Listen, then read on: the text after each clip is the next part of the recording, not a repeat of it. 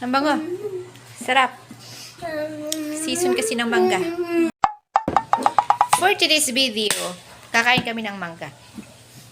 Kasi season kasi ng mangga ngayon at maraming nagbibinta ng mangga.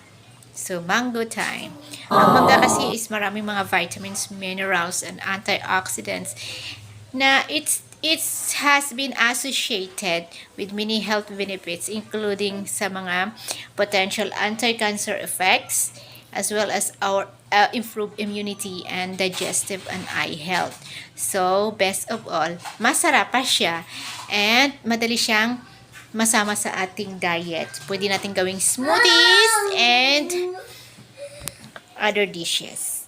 Ang isa sa mga popular na prutas na masarap kainin, lalo na dito sa Pilipinas, ay ang mangga.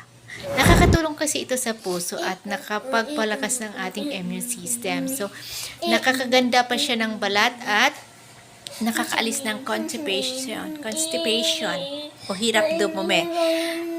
Aside sa itong mangga ay mayaman sa sustansya at lasa, hindi lamang ito masarap kainin, kundi marami pang benepisyo sa ating katawan. Nakakatulong din ito isa sa mga buntis na kailangan nila ng nutrients na makakatulong sa kalusugan at sa pagbuo ng kanilang mga anak. Isa ito sa makakatulong din sa pagkontrol ng sugar levels sa dugo. Ang mga taong laging kumakain ng mangga ay nakaranas ng mababang blood sugar kumpara sa mga taong kumakain ng kanin lamang. So, nakakabuti din ito isa ang brain health, nakapag-improve ng brain function. Ang pag-inom ng mango juice ay nakakatulong din sa pagpapabuti ng memory at focus sa mga matatanda. Nakakatulong din ito sa kalusugan pangkalahatan kasi ang mangga ay puno ng bitamina at minerals sa ating katawan upang manatiling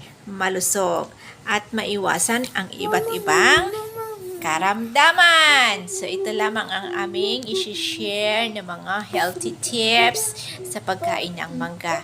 Kung sino naman nakawatch ng aking video ngayon, huwag naman kalimutan mag F2F guys, kasi ganun din ako sa inyo. So, thank you so much. Maraming pong salamat. At sa mga manggang hinatid dito, thank you so much. Bye-bye!